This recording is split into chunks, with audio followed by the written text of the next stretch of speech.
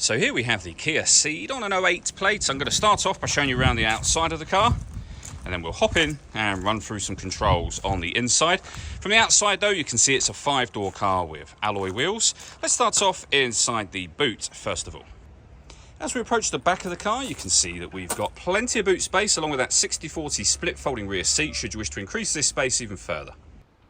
Okay, so we're just going to work our way back around to the front of the car, and then we'll hop in and run through some controls on the inside from there. Just briefly before we climb in, I think it's while we're seeing the interior from this exterior point of view, there's plenty to run through on the dashboard, so let's hop in and we'll do that now. Okay, now that we're inside the car, we're going to start with the dials. On the left-hand side, we have the rev counter, we have the speedometer in the middle, and on the right-hand side, the coolant temperature gauge and fuel gauge. Also in the middle, you can see the total miles of the car. They are 65,889.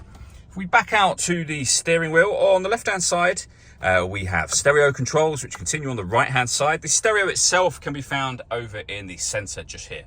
When it comes to the radio, first of all, you'll see that we have got long wave, we've got medium wave as well, and FM.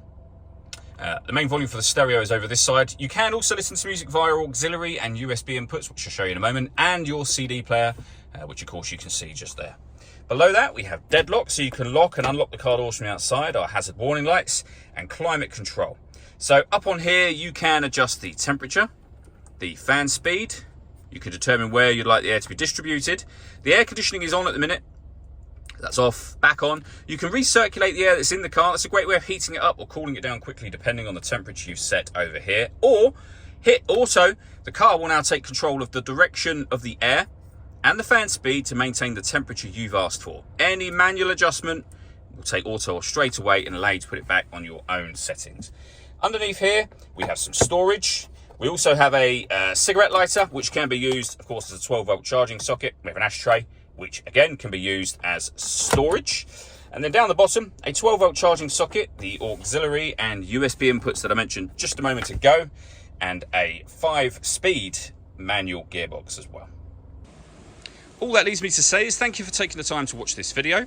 If you'd like to come and see the car in person and have a test drive, please feel free to give us a call here at Surrey Specialist Cars. We'd love to hear from you soon.